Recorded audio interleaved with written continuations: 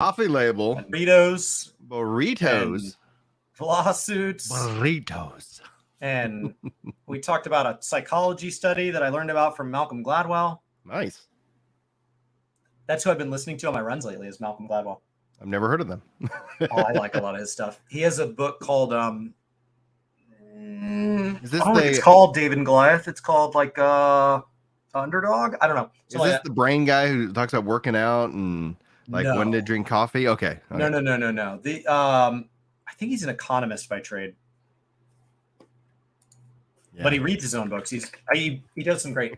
He reads his own books. Yeah, as opposed to most people, there's an author. There's a voice actor that's reading for their audio. He narrates his own voices. His own narration. Okay, gotcha. Yeah, so he's awesome. He's a journalist now, but is he an economist by trade? What is his education in? He's Cloud RDS is calling him the 10,000 hours guy. Maybe. He's got some crazy hair. I always forget that. I always forget what he looks like. I can picture his voice because I listen to him on podcasts and interviews, and I've read several of his books. Outliers. Thank you. There we go. Thank you, Cloud RDS. I'll have to check him out after this. So the idea behind Outliers was, and I was in an interview last week, and she referenced Outliers, and I'd already read it, and I just patiently sat there and listened because that's what you should do. And I was like, I've read this. But there's this idea of so there's a Bible parable about David versus Goliath. Yeah. And it's this story about effectively propaganda that says David believed in God and therefore he was allowed to triumph over Goliath. That's the reason we tell it to kids. If you believe in God, you can overcome people who have big things. But if you go back and look at David versus Goliath and you look at the genetic predisposition and the sorts of things that caused somebody to be the size of Goliath, because it was a real documented person. Yeah. And so if you go back and look at people who are 6'9" and what happens within their genes and within their growth hormone and all of that, there are all of these very, very common medical disorders that come with it, because while certain aspects like your height get this wild advantage, other systems within your body just are not meant to respond to that type of growth. Yeah. And so they tend to suffer from vision problems. They tend to have issues within certain senses and stuff just get off. In addition to that, he had all this big heavy armor on. So he would have had a very narrow field of vision, very slow, very clunky, very limited ability to hear things and all of that. And David would have been trained to defend sheep from wolves with a sling that he would have used all day, every day, and probably would have been out in a field seeing if he could hit a tree from really far, because he had nothing else to do out there. So he would have been really good with a sling, and he would have been really nimble. Yeah. And so if you go back and you look at this matchup, while David was smaller and a person with no knowledge of the combat readiness of these two people and how they would be paired might bet on Goliath, David actually had the advantage. Oh, yeah. And David would have won that fight 20 times out of 21 times. In that regards, 100%. It also kind of then makes me kind of think about, when you think about action MMO combat, getting hit versus dodging. You don't need a healer if you can just get out of the way. If you can get hit. Movement in any video game or any D&D style game or Warhammer 40K, movement is by far the most OP. It's impossible to balance. Something with more movement is just almost always the more powerful option. Yeah. Movement is a wildly powerful element. So the idea here is then, okay, now let's take that and let's compare it to other examples. People consider wow, this guy went to Harvard, I'll never keep up with them. But then you go look at the actual outcomes of people who go to a state school, like I did, or somebody that went to Harvard, and you look at the outcomes and you just assume that these Harvard people are off making $1 million a year and having these huge impacts on society. And you hear about something like Facebook and you're like, I could never make that impact. But when you actually go look at it, we're much, much closer. And so it's this idea behind the underdog is not always the one that has the worst hill to climb. And so he has this book that just kind of talks about how we oftentimes look at something and assign an advantage, but that's not actually where the advantage should come from. And sometimes we're underestimating or overestimating because of our own like preconceived things. And so right now what I'm listening to is his book, Talking to Strangers, which is looking at the lack of context and therefore things like empathy and ability to relate to people that come from a different background just because we literally bypass each other in communication. And so I take my view of the world, and when you say something, I listen to the words you put in the order you put them in, and then I project my own way of looking at the world onto those words and then receive them. Right. Which might mean I totally detach from what you meant by them. And then I respond logically in my own way. And then you, with your own preconceived version of the world, receive those. And so we're having almost two different conversations simultaneously. We're also speaking two different languages. Right. We also are speaking two different languages in that regards, even though they're all based in what we would consider English. Like I 100% agree. Super interesting. And so then we're looking at, so the chapter I'm in right now is Chamberlain and Hitler meeting multiple times. But like before this, he talked about like the Spanish and Montezuma. And before that, he talked about like when somebody gets pulled over and they're talking to a cop. And so like, there's all these different times where either due to power dynamic or due to a different upbringing or something like that, that like, and the bigger society gets, the further those gaps get, because we are less and less overlap. So like two people meeting that are from a town of 20 people, they know so much about each other and they have so much in common. But the moment you extrapolate that to where like, right now we're talking about, this morning we were talking about like Blizzard and NetEase, it's two completely different worlds. So like, what are the sheer odds that when they're negotiating, that they're even negotiating from the same standpoint? And so when they say like, we're going to drink green tea while destroying your statue, like, are the people at Blizzard HQ like, oh no, not green tea, but like there's a message being sent there that may not immediately be received. Throwing a shoe at somebody and be like, oh, that's a real big insult, as opposed to like, who throws a shoe? So then when you look at things like, how do you negotiate? And so then like his example with Montezuma and Cortez was that like in Aztec culture, high royalty, one of the ways that they expressed power is once you hit a certain level of power, the way you would express power is through meekness. So in language, you would refer to yourself as childlike or humble or meek. And so I would say like, oh man, you are so much more powerful than me, Brian. But it was because you were so powerful that you knew that you're so powerful that I'm not even the one to say I'm powerful. I'm going to put you in a position where you have to say it. Like that's how powerful Montezuma was. He would have compared himself to a child so that somebody else would go, no, you're not a child. You're a god. So then he says to Cortez, I am like a child in your presence. And what he means is you better recognize who's boss here. But the translator translated as he said he's like a child. And then that goes through his translator. It went through two translators. So by the time it made it through this game of telephone to Cortez, Cortez heard, he says he's but like weak in your presence. He submits to you like a child. And Cortez is like, yeah, that's what I thought. I'm super powerful. And so like Montezuma, so Cortez thought Montezuma was surrendering, and Montezuma was accepting Cortez's surrender. Complete bypass. Yeah. You know what I love about underdogs? What? I love that we only love them when they win. Only when they win. Only when they win. You do not care about the underdog who loses. You only care about the underdog who actually overcomes the challenge. And that's such a funny thing to see, because like the bandwagon and everybody wants to cheer on the underdog, but as soon as they lose, forgotten. It's like, oh, what happened? Let's go find something else to root for. All right, so I saw chat earlier asking what we're talking about. Let me see if I can highlight that. What are we discussing today?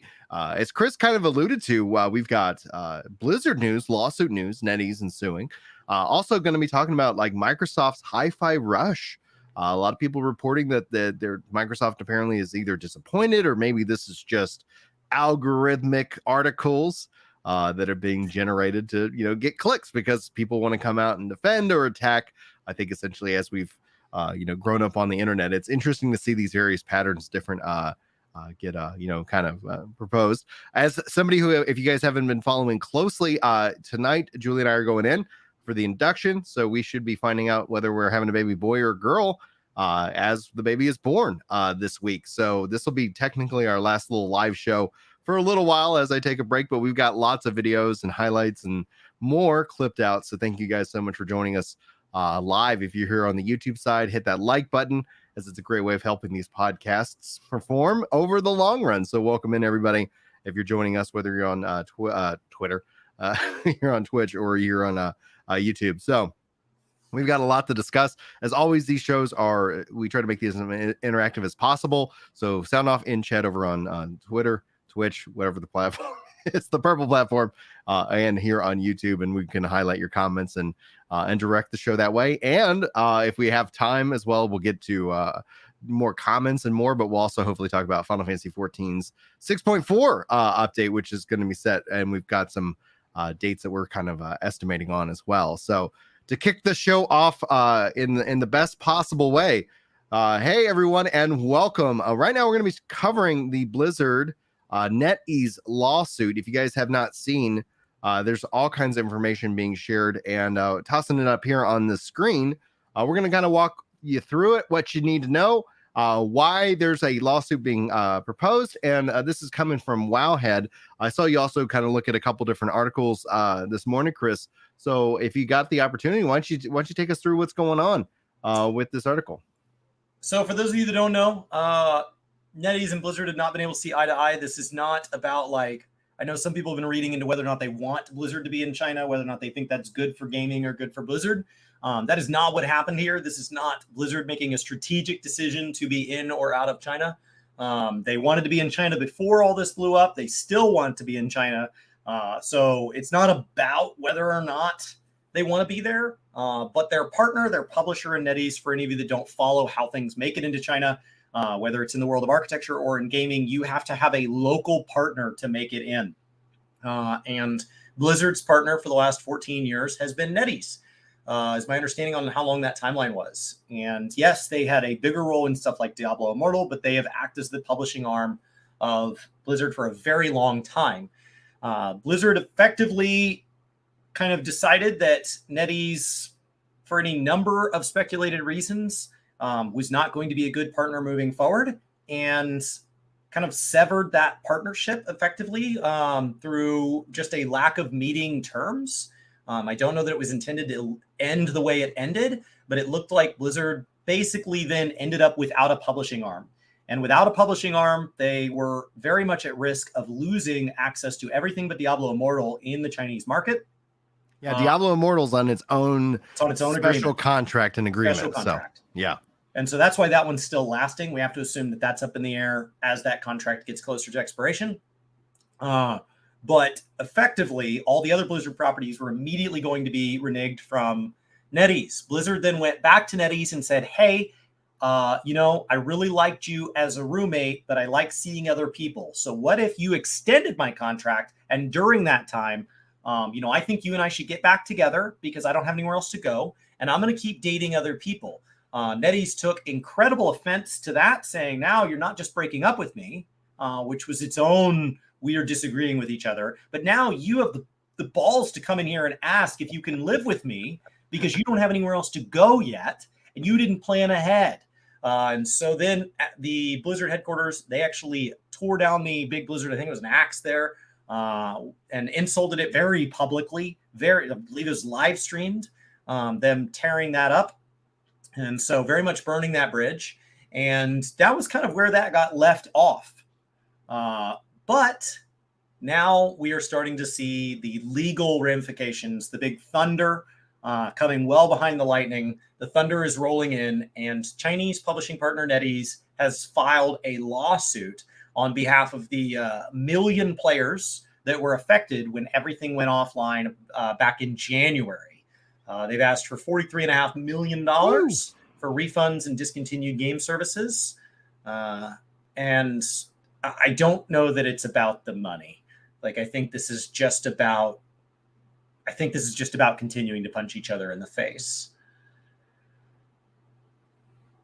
So when we look at the article here, obviously like 1.12 million players, and that's a lot of players. Like that's a significant, kind of blow to World of Warcraft. And then when I look at the article itself, right on the right hand side, I see this lovely little advertisement for Final Fantasy 14. Do we know who Square Enix's partner is in China for Final Fantasy 14? Because I'm just kind of curious, because imagine if you were a hardcore WoW player and all of a sudden, because of incompetence is the only word that really comes to mind, you have this contract negotiation fall through. You have easily a big old group of players more than probably willing to go and check out another MMORPG.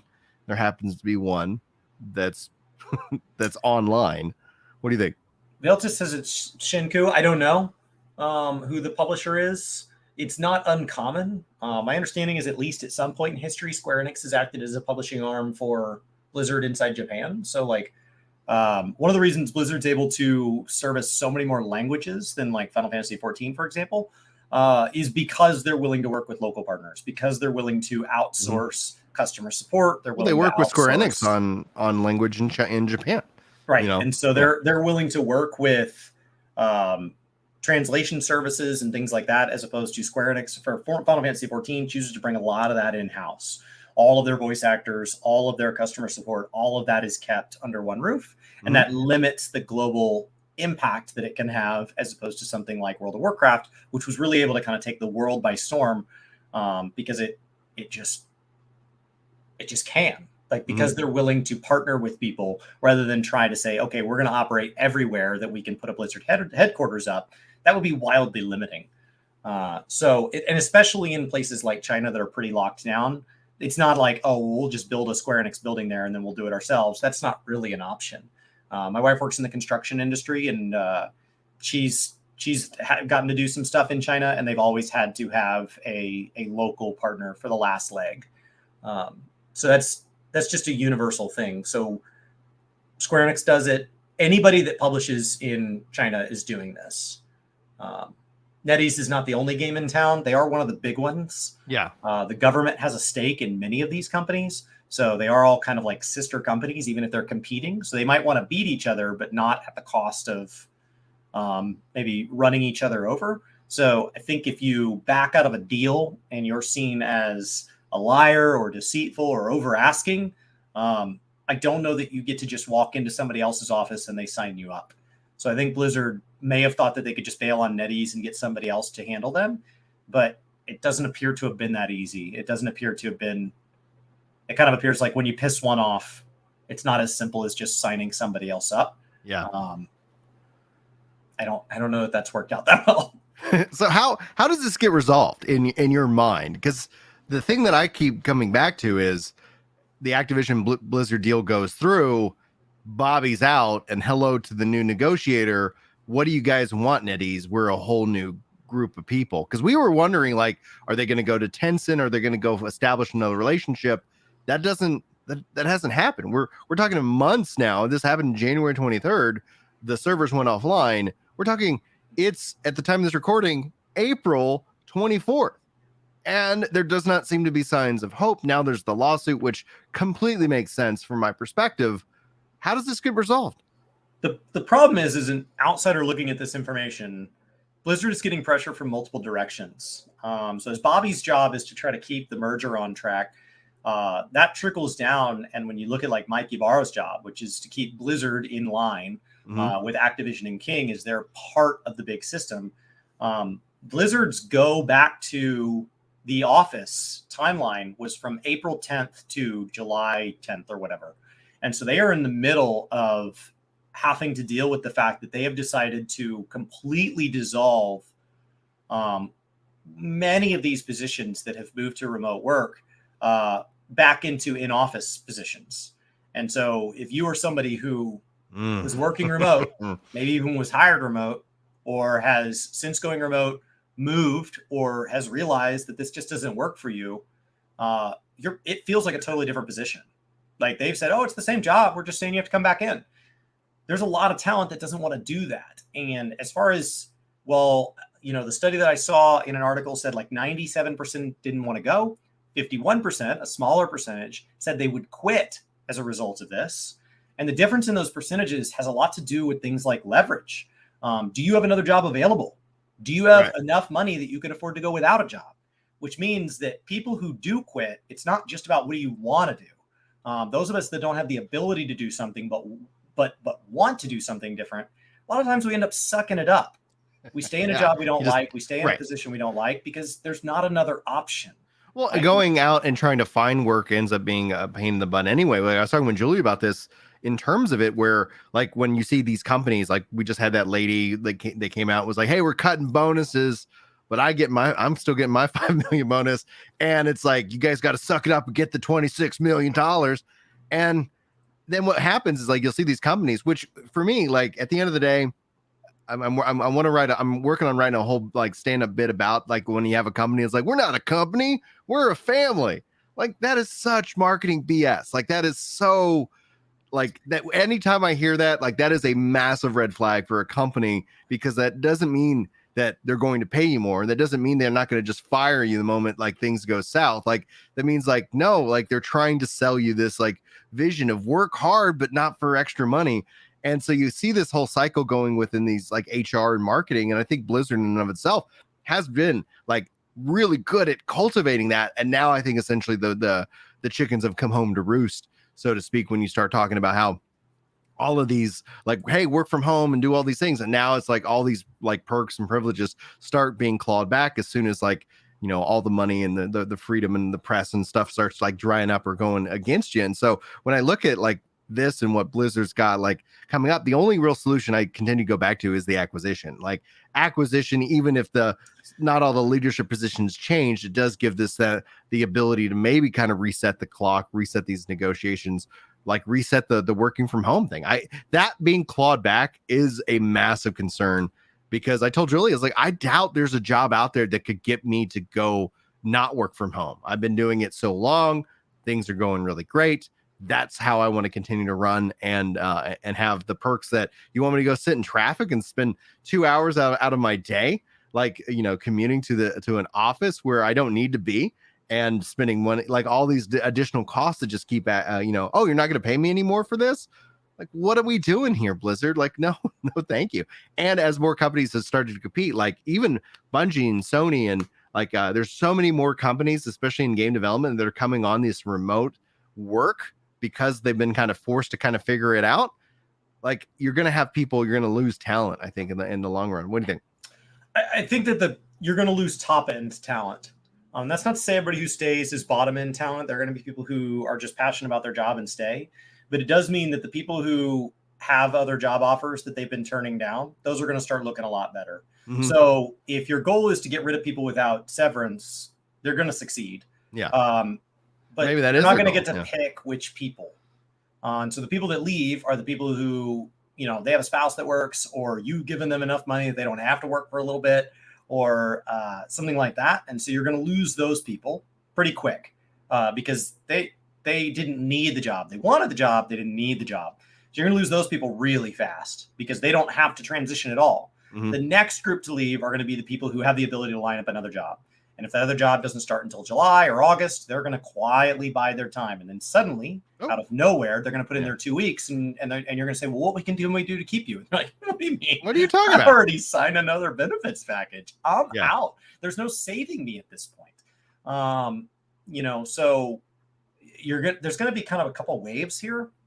And where that hurts them in the context of we're talking about the NetEase lawsuit is Blizzard has been trying to turn this new leaf after several very rough years. The 44 million isn't the issue, but when you look at that this reminding you that you have a publishing arm from another company and a player base in another part of the world that is substantial. 1 million players is huge. Doesn't matter if each one of those 1 million players only barely touches one of their products once a month. It's still an enormous number of players that are affected. You have to say, okay, this is squeezing revenue. Mm-hmm. Now, over on the west side of the world, you have a bunch of upset employees leaving, some leaving very abruptly, some trickling out between now and July. Now you have a squeeze from the production side. So you've got a squeeze from the budget side, which puts all their CFOs on edge. And now you've got all their managers being put on edge because they're realizing I don't have enough talent to assign to this many product releases. So when you look at the fact that like WoW Dragonflight, while it has underperformed in sales numbers, likely because of the trust lost with Battle for Azeroth and Shadowlands, the people who have played it have been largely pretty complimentary of it. It's been heading in a new direction. But the question has been, can they keep it going? One good product launch is not enough. It needed to be backed up by a good 10.1, a good 10.2, a good 10.3, a good 11.0, a streamline of an entire train just mowing down expectations and saying, we are here to be better. How do you do that without money or people or both? Like, so the problem with this lawsuit is that it says they are no closer to resolving what they're doing with the Chinese market. And now they're having to deal with that fire that's still burning, and they have a new fire lighting up at home. So like, I just don't see how this isn't bad for Blizzard at a time that like, I'm pretty happy with Dragonflight. Right. So like, but the other apple in the room is competition. Like on the article itself, obviously Final Fantasy, those are great crossover and competition, and people are coming and playing and getting established in these communities and putting in time. And when you start to factor like even just the idea of just sunk cost, where you're like, all right, you know, I put a lot of money in here. I finally have detached from that. I finally have, you know, whatever it was, you know, ripped the Band-Aid off. It hurt, but I've now started not just testing a new game, but actually getting established, spending money in that game, building friends and community and having content to do and having fun.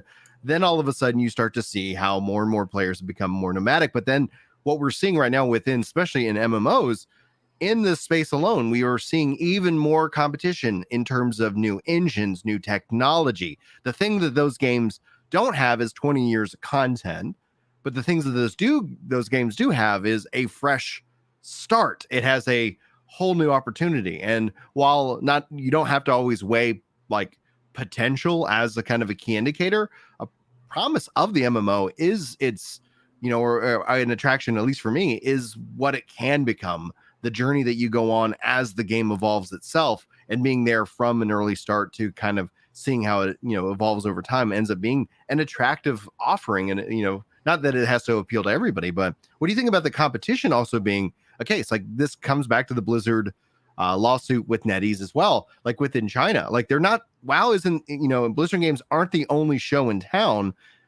Do you think that's also going to add to the difficulty for like whether when Microsoft, you know, acquires them, for them to actually get back into China? Because, you know, Tencent, NetEase, they have their own games. They already have their own games, you know, that they might want to say, hey, turns out, you know, the Chinese players are playing our games more and not even worried about Blizzard games right now. I think it comes down to leverage. When you see these various Twitter accounts publicly talking about features getting crossed out and things like that, all that does is start to hurt Blizzard's ability to make money domestically and start to make the Chinese million players look better and better and better and better. So as you have Diablo 4 come online in June, and that does not have a Chinese portion of its release. And as you have World of Warcraft start to scale up, in theory, there's still a BlizzCon this year. We'll see. Mike Ibarra says that's still on track. Sure. Based on the Anaheim Convention Center's schedule, it looks like that's probably the first weekend in November, because that's when there's an opening that's in the normal thing. But Mike Ibarra has not said that. That's just if you go look at the Anaheim Convention Center where there's a gap that fits within the normal time frame that BlizzCon's announced. But they have announced nothing. People are supposed to book airfare and hotels and tickets. Like a convention trip can cost an individual player easily $2,000. And you have people that are just supposed to drop. You want 40,000 people to drop anywhere from $1,000 to $2,000 or more. People that buy merch and stuff like that. It can be a substantially. And you want them to do that with 5 months notice, 4 months notice. People with kids and jobs, like the whole thing's a mess. So like as you look at this, it's going to make Blizzard look more and more desperate. And so if you have somebody who pulled out of a relationship with NetEase because they felt NetEase was overextending their power in this relationship, and maybe they were,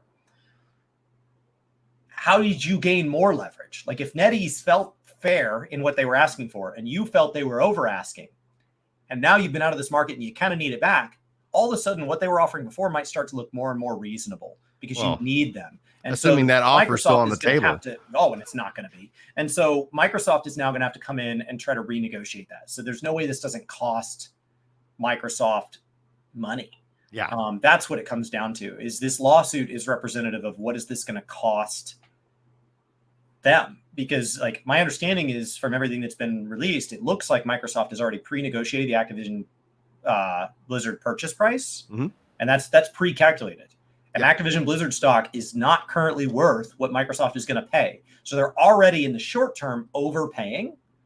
And now in addition to that, they're going to be taking on whatever this lawsuit costs. They're going to be taking on whatever renegotiating these publishing deals costs. They're going to be taking on. So like, it's just like they've agreed to take Activision Blizzard in.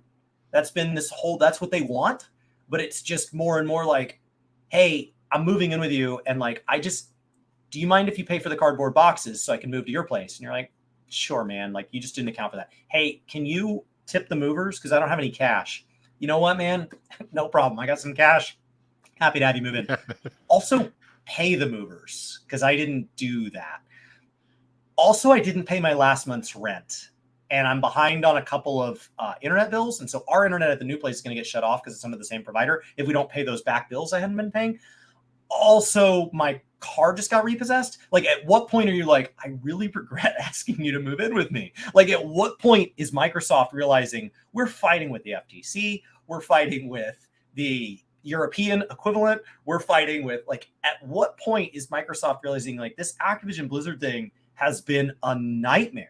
Like, this Bobby guy is just lighting everything that we agreed to purchase on fire. It feels appropriate, like considering at least how the internet generally views Bobby, right? Like, in within all of this, like, and the coup de grace is literally that he's, going to be a billionaire, and and who knows? So people think that that's like, oh, he's not gonna be in gaming.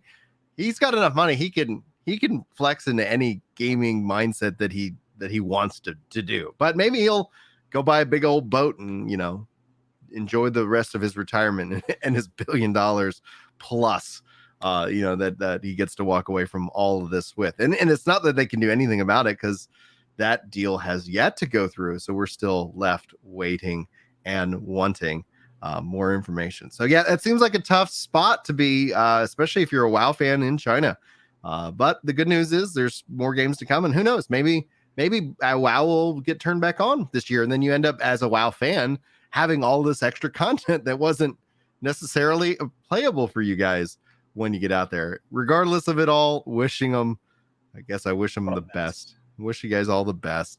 Now, oh man. Dude, like, there are people who are like, well, good, they shouldn't be in China. If that was what this was, it would be a totally different conversation. If Blizzard's like, we've looked at it, and like with new regulations and with everything going on in China, we just don't think that this market and its regulations and the partners that are available in the region align with our business values any longer. And so we are willingly choosing to burn this bridge. That would be a drastically different conversation. Yeah. So like, I think there are people that root for this because they think that the outcome is desirable. That's purely coincidence. Blizzard did not get here because they made a decision to pull out of the Chinese market. So like, that is just not what happened here. What happened here is they just kicked NetEase in the mouth and then wondered why nobody else wanted to sign up with them. And I'm not saying NetEase didn't ask for it, but that's not really what's up for debate here. Not at all.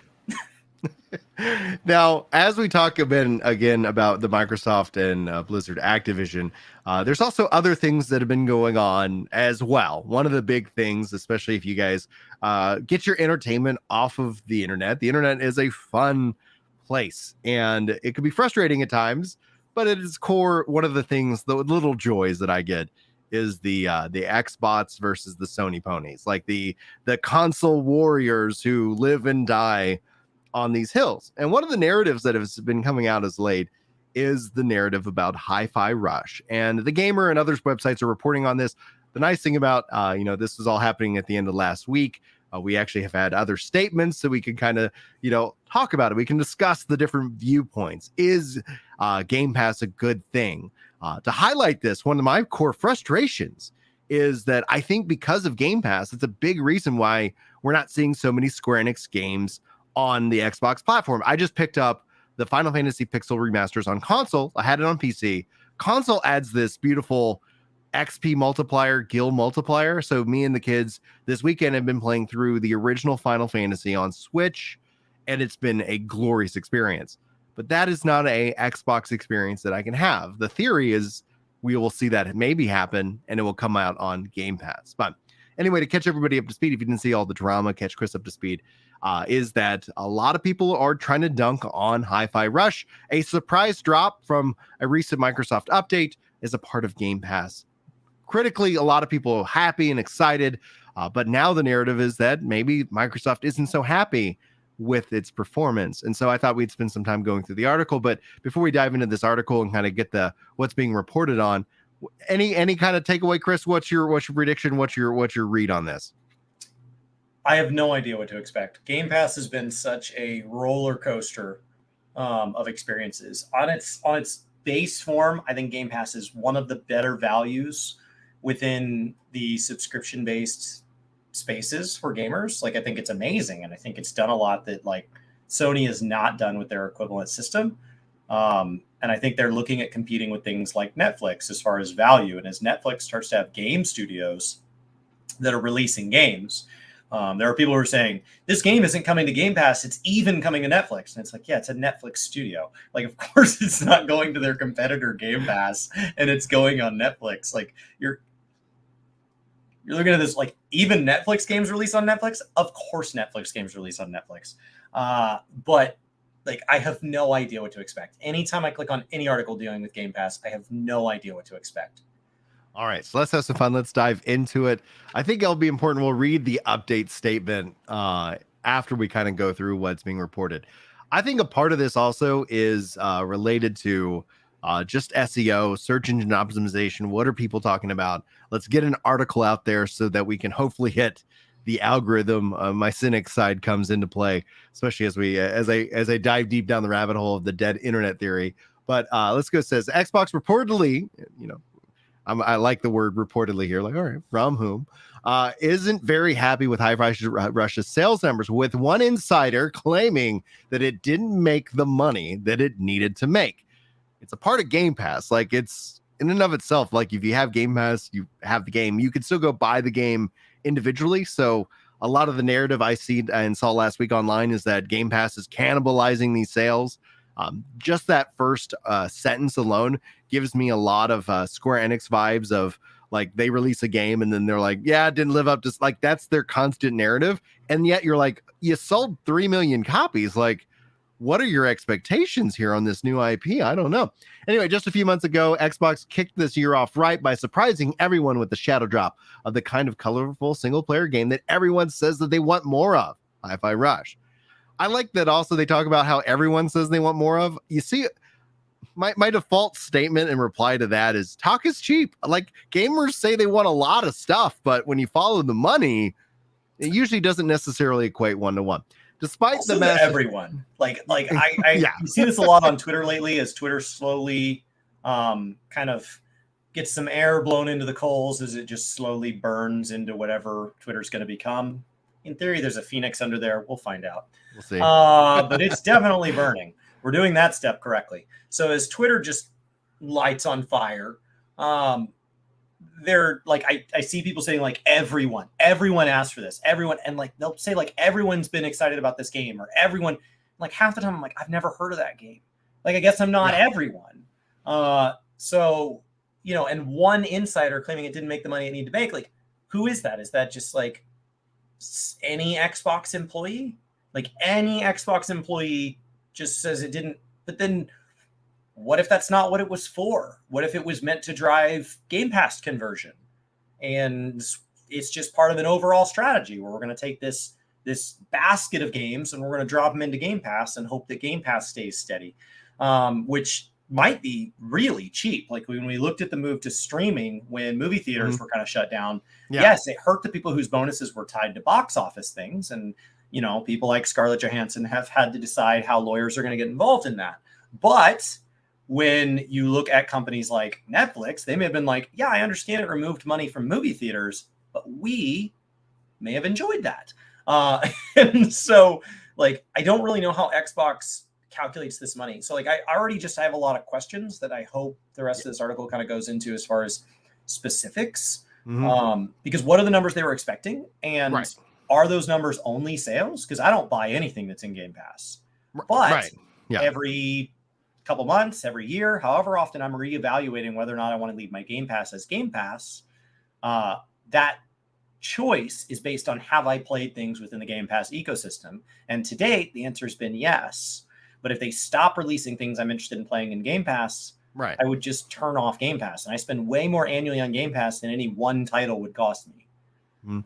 Now, Submat in chat says Game Pass is a double-edged sword, as the subs can be beneficial to the consumer, but for the long-term business, they will stick to the buy-to-play model and use Game Pass with their game as a year plus out. And at its core, one of the things that I would say on that is that I just don't see a lot of gamers actually still buying. I think what we've seen is same thing with movie theaters and movies, we've seen in terms of like content, less and less spending on these new IPs and these riskier games, or these, like, you know, maybe you would call them a double A game in this regards. And so you see people and business moving more towards the indie and to the triple A heavy investment, heavy risk side of things, and to mitigate that risk, it's usually we find an established IP and we just kind of lean into that. And in the middle ground, this like fertile middle ground has just been drying up and dying over time. And we've seen the exact same thing happen with movies. And so you see that, and maybe that's because of streaming services like Netflix coming out. And you're like, well, why would I go pay for that movie when I know that it's eventually going to be here? And so it just becomes that value proposition. Same thing. Game Pass being in existence, to what Samat is saying, has me always kind of evaluate, do I need to play that game right now, or can I wait until that game comes out and comes to Game Pass? And I think that's essentially where a lot of gamers do kind of relate to that. It becomes a value proposition. Can I play it today? Could be a risk, right? You know, now that the games are $70 or $80 or $130, depending on what version of the game you want. And it ends up, I think, meaning that like we've all been making these kind of, you know, financial decisions for ourselves.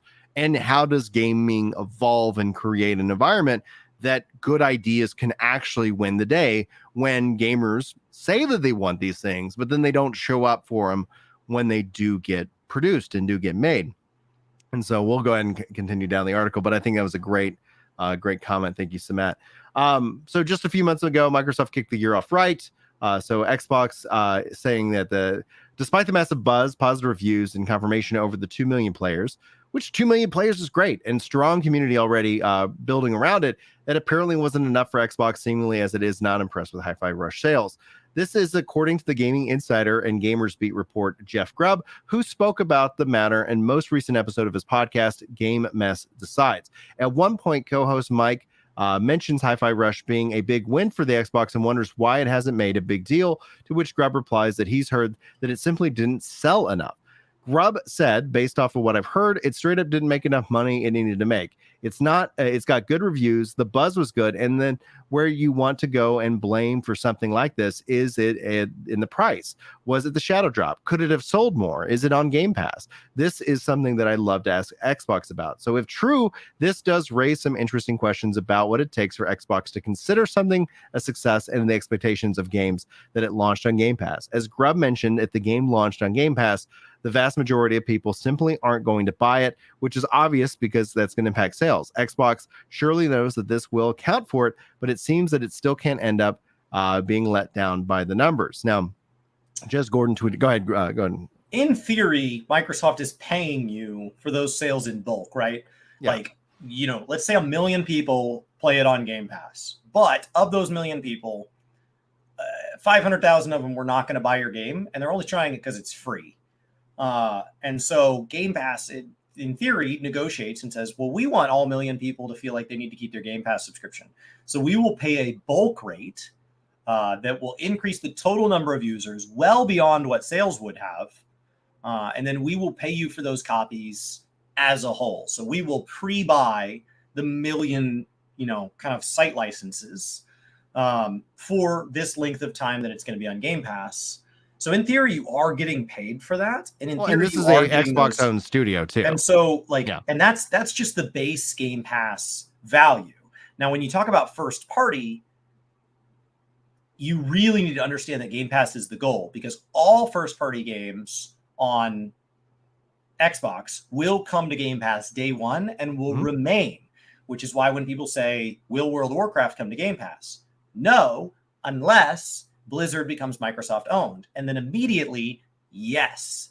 And so how does Microsoft price things like that? How do they decide how many Game Pass subscriptions would Diablo 4 sell? I don't know. But you have to assume it would be some. So it's really tough to, so when they talk about sales as the best KPI, that key performance indicator, I don't know if that really is the best metric for Microsoft-based studios. I would look at users and know that users number has an asterisk on it, because had it not been within Game Pass, there's bound to be some people in there that only tried it because it was getting good hype, it was getting good buzz, and it was freaking free. Like, if all I have to do is go over to my Xbox and hit download, I'll try a lot of stuff. How many people would have bought that game if it wasn't on Game Pass, if it didn't have that ability to try it? Because here's the whole point. Here's what I want to get to. Because even Eth was saying that Aaron Greenberg has come out and said that it is a success. So here's the point. Now, Jez tweets out, what exactly determines if this is a success for games? Hi-Fi Rush was with no physical version, no marketing, and no multiplayer. It was shadow dropped. What does it mean? Like, how do we define success? And Aaron's saying Hi-Fi Rush was a breakout hit for us and the players of all key measurements and expectations. We couldn't be happier with this. The team at Tango Gameworks delivered with the surprise release.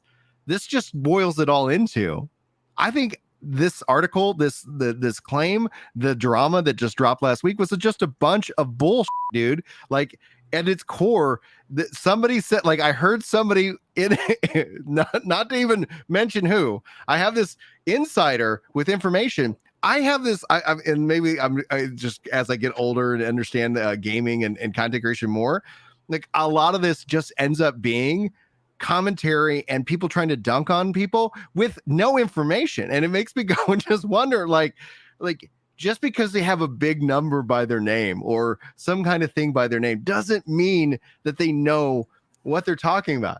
I heard from a source. And so a whole big old thing was made out of this. And it just literally, in my mind, comes down to like almost a faith-based argument. We started today's show talking about David and Goliath. Within gaming, it's like, if you believe that Game Pass is bad for gaming, this is something you glom onto as support and proof. If you believe that Game Pass is good for gaming, you perhaps believe Aaron Greenberg. We have absolutely no real hard measurement for any of these data points. And so it just is, in my mind, again, a bunch of shit that it just doesn't matter. It's content for content's sake.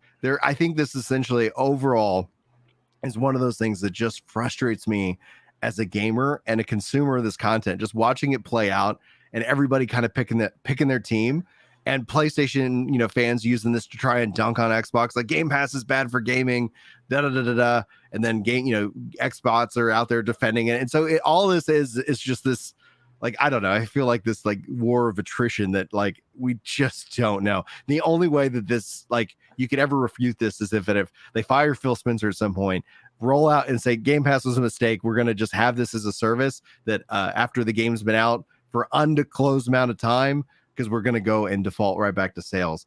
What do you think, Chris? I mean, I think you don't have to know who the source is if they back it up with a statement bigger than we wish it'd done better, we wish it had done worse, or whatever. Like, I think that there are times that journalism, whether that's something loose, like a quote from Twitter, or that's something much harder hitting, like a big article or mini doc, there's times that source is kept really, really vague. And that protects their identity. And that allows us to get to information that otherwise wouldn't be disclosed, opinions that otherwise wouldn't be disclosed. Every once in a while, that allows us to get access to things that are, in theory, protected by NDAs, which should not be disclosed and are. And so we get all sorts of behind the curtain reporting because of these sources. And these sources, in theory, are valid viewpoints from within the company. But what I would look at is, okay, then what were the targets? So when somebody says, we wish it had sold more, how many did it sell? How many did you expect it to sell? When we look at somebody saying, we think it did amazingly well, what were you expecting it to sell? What did it sell? Like we're not seeing any form of number here that can help us compare. I don't know how much this game costs to make and how much. So at least within the movie industry, you get some sort of idea of like, here's how much it made at the box office. Here's how much it costs to produce. Now on the back end movie accounting, for some reason, like I think Lord of the Rings still has yet to turn a profit. So like, on the back end, you have these franchises that make like multi-billions of dollars, and then people who are tied to profit centers are like, I don't know, I'm not getting that check. So like things get really weird, but at least on the front end, we've agreed to some loose form of metrics, but that we can gauge like how many people are going to see this thing. And so I just don't have any idea of what a indie single player first party title is supposed to do and what it did do. So when I see people using these as examples of why a platform is failing or why a platform is successful, and sometimes using the same examples to argue against each other, it's like, well, one of you has to be wrong. There's so little data in these, so I just don't know what it is. And if Game Pass is hurting this title, is Game Pass hurting all titles? Because if I have 10 single player titles from a genre inside of Game Pass, and your title releases and it's not in Game Pass, I wasn't going to buy those because I have access to Game Pass. I'm also probably not going to buy yours because I haven't beaten those yet. So when I have Game Pass, like the idea that Game Pass is hurting those title sales, maybe, but it's probably also just hurting title sales across the entire genre, because anybody who has Game Pass, like once my brother was buying games regularly, once he moved to Game Pass, a title has to be really big for him to hit purchase. My brother plays single player games almost exclusively, and so that's why I think of him in this example. And he literally just plays Game Pass. And the only time he leaves Game Pass is if it's something really big. So he was like super excited for Cyberpunk. But that's it. He very, very rarely leaves the Game Pass ecosystem, which means that any game that doesn't go into Game Pass may not get him as a user. And I don't think he's alone in that space. I don't know how many total subscribers they have to Game Pass and how those break down within what the types of games they consume. But there was a metric that said Game Pass people, like, they play more games. They play more games per month. They play more unique titles. Those metrics were released. And when those were released, what was odd is at the time, it also said that it increased the number of games they purchased. Which was super interesting and totally the opposite of what I thought would happen. I thought people would be like me, where now that I have unlimited access to the buffet, why the hell would I buy anything? Because that's how I treated Game Pass. Is I stopped buying a lot of games, but that's not been the typical. They have said that the average user increases the number of money they spend, the total number of monies that are gone from their bank account annually spent on games. And yes, Game Pass gets a big piece of that, but there are more total titles being purchased because of the steep discounts. And when those games come out of Game Pass, which is not going to affect first-party titles, but when third-party titles come out of Game Pass, right before they come out of Game Pass, they have this massive discount tied to them. So people that aren't done with those games are like, well, I'll buy it at 60%. I'm going to hold on to that. I like that. I tried that out. It ends up being a, like I get to try these games out. And if I like them, I get to pay for them, because that's actually like Insomnia. Welcome to the show. First time over there chatting on Twitch, so welcome in. Says, it's how I feel about Ghostwire Tokyo on Game Pass. I'd rather buy it elsewhere. Yes, I want to play it, but I really don't want to deal with other sub-based services for games. I just want to enjoy it and not lose games for licensing purposes. And the thing is with that, especially Ghostwire, you don't. It's a first-party game, so you don't lose access, but you can still purchase it. I think one of the things I hear from a lot of people is that Game Pass still has a lot of work to do on educating people on its platform. It does not remove the ability to purchase the games. It just removes your ability to need to buy them. And what we're also going to see is they're still going to try to monetize you many other ways, right? With like Redfall that comes out, there's other versions that you can actually pay money to upgrade your free version of the game, that's on Game Pass. You don't have to like buy the game and buy the upgrade. You can just just bypass that and just pay for this. So they're going to try and monetize every which way that's possible. So I don't ever worry about that, but I do hear that. A lot of people are like, oh, but I want to purchase the game. Well, go out and purchase it. And if you have Game Pass, you get it at a discount. Now, it's like Humble Bundle, Right. but you're also having access to it while it's in the library. So you can try it for as many hours as you want. And then you have a humble bundle price available to you should you want to purchase it. And they warn you before games get pulled off the service. So they don't just get shadow pulled. You get a warning because that's something they can make money on. And they only put the base version in there. So like, something like the ESO subscription. ESO is now first party. But the ESO subscription is not included in Game Pass because Microsoft still wants to make money on the ZeniMax properties. And so anywhere they can sell additional DLC, additional microtransactions, additional subscriptions, anything like that, they're still absolutely going to, because that's just another revenue source. But ideally, they've made it easy where like one of the first things I do if I just want to play a random game on a Saturday, I'm like, like my wife's about to take a big long trip with a friend. And so they're gone for like a week. And so if I don't have anything going on that week, what I might do is I might go out to Game Pass. I might just scroll for a bit, just like I would on Netflix, pick a game, download it, and beat it before she ever gets home, because I'm going to have a lot more free time on my hands. And so that could be something I want to do, and Game Pass is a great way to do that. And if right before she gets home, I'm like, you know what, I want to spend a lot more time with this game, or I want to play through it in another way, I might go buy DLC at a discount. Or if it's not a first-party game, I might be like, well, I hope they never pull this, and I'll go buy it at a steep discount. So that I have access to it even when it's removed from the library. Gamers will also buy games that they like and support. One of the things that when it comes down to it, if you make a good game, gamers are more than willing to also toss money at that. I've bought games and I'm like, yeah, you know what? Even if I decide to unsub, I always want to own this. This is my game.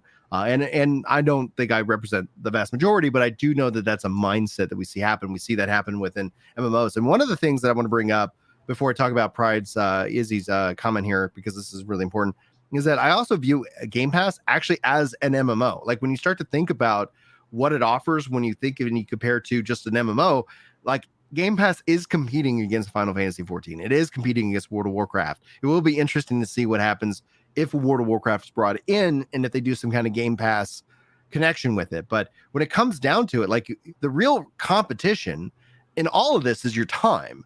Like everything here is not just for your money, but it's really also trying to grab in your time and open that up for you in that regards. Now, Easy writes, Game Pass also is underperforming by Microsoft standards. Found a quote that Xbox Game Pass grew 28% in 2022, short of the 73% goal. The average Game Pass annual subscriber growth for the last 3 years was at 50%. And yes, it is growing, and she's pointing that out as well. Annual subscriber growth at 50%. Can you imagine if you had a friend come and tell you that, like, for the last 4 years, they've been getting 15% raises every year at work? Every year at work, and this year they only got a 5% raise, and so they were like, I don't know, I just feel like this year really underperformed. I feel like I'm losing money. I feel like this sucks so bad. That friend can screw off. Like I don't know what to tell you. Like, you're still buying lunch. Like, I don't know what to tell you. I'm not paying for your lunch. Like, it just, so I understand that everybody wants 73% growth year over year. How the hell is that sustainable? The only way they get it is actually releasing games. 2022 was all of their big games that were supposed to come out in 2022 all have been pushed to 2023.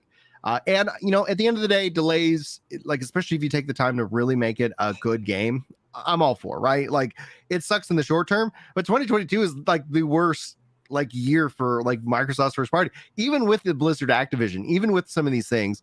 And like, obviously we're still waiting to see them close on Activision Blizzard, which will then open up even more games that they can bring in first party that have that continual value added. One of the things that to bring this back to Netflix, and one of the reasons why I think Netflix is struggling, is when it comes down to it, with them getting out of this actually finishing series and easily dropping and abandoning for like a series, means that they have they're building a library that is incomplete, that doesn't necessarily have that value. So as a subscriber who takes breaks and comes back, you end up having this idea that it's like, oh, I came back into this and now there's like, they never finished that series. So now I'm less willing to actually invest in their new series, which means their new series are failing. Bringing this all right back to Game Pass is like, the nice thing about them with first party is like, that is an ever growing library of games that you have access to. And so it ends up becoming at some point like 500 games are always here. Like, first party games are always here. And I do see the value. And the question ends up being, I do see it hurting other things out there, like in competition. That's one of the reasons why I don't think we're seeing Square Enix games on Xbox, because they know that they can sell it to Sony. They know that Sony's more than willing to write that check for that timed exclusive. And they know that they're going to pick up additional sales on the back end after they've already cashed those checks and be able to cash more checks from Game Pass. And so it's an interesting strategy to see between Sony and Microsoft. Sony more than willing to happily write exclusivity checks. Everybody's willing to cash those. And so more like it does, I wonder if propose a problem for Xbox, especially as it relates to Japan, if Sony's more than willing to continue to lock down certain studios and keep them off of the platform for any number of period of time without actually truly going in and buying and acquiring that company. What do you think? I think all of these numbers are so outlandish, like 73% growth. Their first 2 years or whatever, I could pick up Xbox Game Pass for $1. $1. And at one point it was $1 and it would convert all remaining time on my Xbox Gold subscription into Game Pass, which meant for $1, if I had a year of Xbox Game Pass of Xbox Live time left, I would get the whole year for $1. So the fact that it's even still growing and is not dropping as that dollar falls off is wonderful. It's wonderful. The fact that it went up by 28% when the price went up by like a ridiculous amount. I paid $1 for my first year of Game Pass. Game Pass is, I think Xbox Live Gold was $5 a month and Game Pass, I believe, $15. So I pay 120 times the amount annually to keep Game Pass. And so like the fact that 120x the price did not scare me off and allowed them to pick up more users is amazing. What a failure that when you dialed your price up by 120x, you only went up by 28%. Like, I don't know who's without releasing any big games that would drive people to go and say, hey, you know what, I'll go and sub for you know, $1 or whatever. Like Forza Horizon is long in the past. Like when you look at all these different first parties, like Starfield, I still don't even entirely know what Starfield is. Like when you look at everything going on with Microsoft's first parties, it is amazing Game Pass has grown. Yeah, it is amazing. It has grown. It boggles my mind that it has grown, because it's like, well, why? Like, why would I pay for that service when they release games? Yeah, but not all the time. It's not like they have a first party coming out every month. That's what their goal is. That's what Phil Spencer's goal is, to have these, you know, games dropping on Game Pass every month. And I think he needs Activision Blizzard to get there. I think he needs a lot more studios. And the question ends up being, from a profit perspective, like it's Microsoft. It's the same thing with Amazon. I don't care if they want to burn money. Like, I just don't. They have Google, like, you know, that's where Google in and of itself was, Phil Spencer considered them a threat. Like 73. Yeah. So it's absolutely wild to see. And we're going to have to keep following the story, but to kind of bring it all back full circle, like, it is just this matter of faith, like this, you know, like whatever your team is, like that's what the argument last week was, based off of, you know, and I saw somebody quoted like, yeah, it's all trust me, bro. Whether you want to accept Aaron Greenberg or whether you want to, accept Grubb, like it's all just in this, like, hey, trust me, bro. Like, we're perfectly happy. Cool. All right. We're sales didn't meet expectations. I'm not surprised by that. Like, you're talking about a game that entered into games as a service. Did it generate hype? Did it generate conversation? That's actually kind of, I think, a big factor a lot of people are missing. But Chris, we've reached the end of our show. I'm going to go help Julie with as we prep to have the new baby. Be sure to like and subscribe and share and all the great stuff. I appreciate all you guys so much. We also new Prime sub from our new chatter. Thank you so much, Insomnia.